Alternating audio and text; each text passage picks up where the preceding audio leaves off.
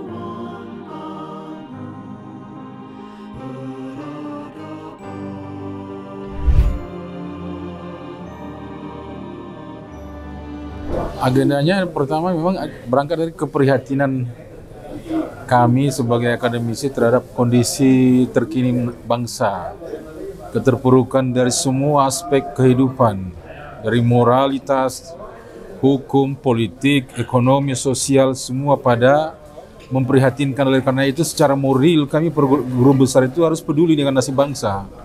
Kami dilahirkan, dididik, dibiayai oleh negara, tanggung jawab kami adalah mengembalikan utang sebagai akademisi untuk menyelamatkan bangsa, dan ini adalah salah satu tanggung jawab kami yang kami datang sini bagaimana mengkomunikasikan dengan pihak-pihak institusi politik dalam hal ini seperti Partai Keadilan Sejahtera, bagaimana melihat kondisi bangsa untuk menjadi momentum kebangkitan, menyelamatkan bangsa dari keterpurukan yang tadi saya sebutkan.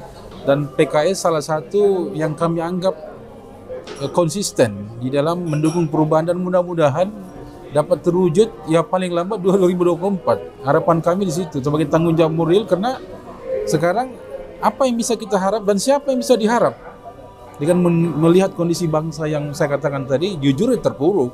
Ini fakta dan bisa kita survei di masyarakat. Ya, bisa diterbantahkan itu.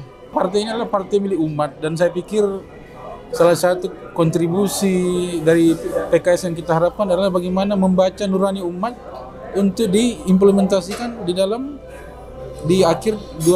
2024. Ini adalah momentum yang menurut hemat saya kalau PKS tidak bisa memanfaatkan ini maka lewat. Karena ini adalah untuk persiapan bonus demografi 2045. Ini momentum ini harus kita rebut, dan tidak ingin bangsa ini terpuruk semakin lama. Dan ya kita katakan memang mungkin NKRI masih ada, tapi secara mentally kita sudah porak-poranda. Ini jujur saya katakan sebagai akademisi, saya tidak punya kepentingan, tapi saya melihat partai-partai yang kita bisa harap ya salah satu adalah Partai Keadilan Sejahtera ya. Ini yang saya harap adalah partai umat yang masih bisa diharap untuk menyuarakan, menyelamatkan dan melindungi umat. Bagaimanapun partai ini adalah perwakilan umat yang notabene mayoritas di Republik ini. Indonesia maju ya harus umat Islam ini harus berdaya, jangan diperdayakan. Itu dua kata yang harus menurut hemat kami harus dijaga oleh Partai Keadilan, dan saya berharap konsisten, komitmen tetap terpelihara agar partai ini tetap dilirik sebagai solusi buat menyelamatkan bangsa ke depan.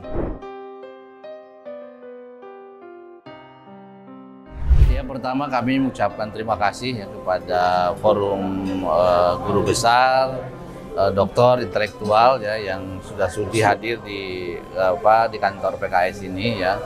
Buat kami ini merupakan satu sinyal yang menggembirakan, karena saat-saat belakangan ini terjadi sebuah kekhawatiran bahwa elemen masyarakat terlihat begitu takut menyuarakan ya aspirasinya gitu, bahkan juga dikhawatirkan para akademisi juga demikian. Nah, dengan kehadiran forum doktor, guru besar dan intelektual ini hadir, kami bisa teryakinkan bahwa insya Allah tidak semua akademisi itu diam ya, tertidur. Mereka terpanggil untuk ya melihat perubahan kondisi bangsa ini untuk perubahan. Jadi kami sangat menyambutnya kehadiran mereka. Kita berharap para guru besar ini dengan dialog dengan kami terjadi mutual understanding lah ya tentang kondisi bangsa ini, apa yang dipahami oleh para guru besar, akademisi dengan apa yang dipahami oleh partai ini tidak terlalu jauh gapnya. Nah dengan begitu kita berharap terjadi sinergi dan kolaborasi di antara para politisi dengan para akademisi. Karena membangun bangsa ini tidak cukup oleh para politisi, tapi juga harus melibatkan seluruh elemen bangsa termasuk yang utama adalah para akademisi.